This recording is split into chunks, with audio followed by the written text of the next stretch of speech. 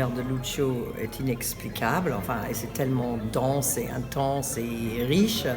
Et je pense que j'ai capté chez lui, j'ai capté la souffrance intérieure, dont il ne parlait pas, mais ça se sentait si on est sensible. Mais ça m'a touchée, ça m'a vraiment touchée cette souffrance. Et cette espèce de, même, je dirais, au-delà de la souffrance, cette espèce de, je dirais, âme torturée, quoi. Et ça m'a fascinée.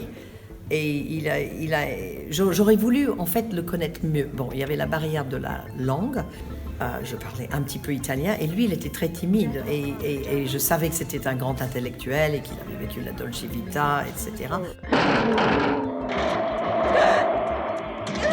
J'ai une espèce de répulsion qui vient de mon enfance. Et donc tourner la fameuse scène des asticots dans Frayeur, c'était très très dur.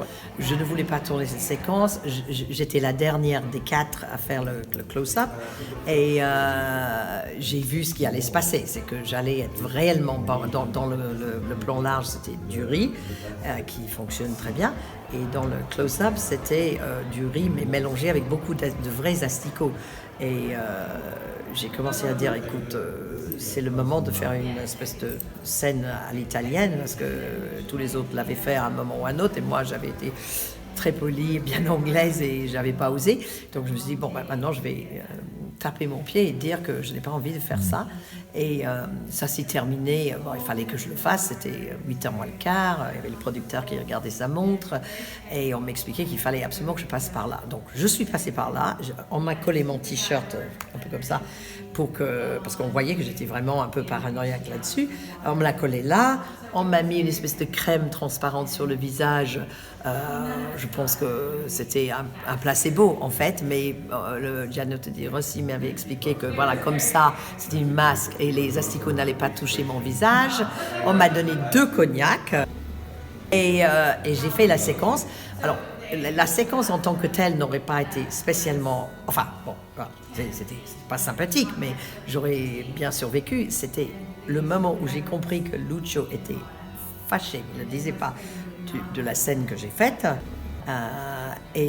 Mon moment à l'italienne, on va dire, et donc il laissait tourner la caméra. Donc là j'ai vu une facette de Lucio dont j'étais consciente, mais que je ne l'avais pas vécu. Ça n'avait jamais été dirigé envers moi. Et là, il est devenu sadique. Et ça, c'était terrible. Et donc, je me disais, mais pourquoi il n'arrête pas la caméra? Il a largement de quoi faire. Et il ne disait pas couper.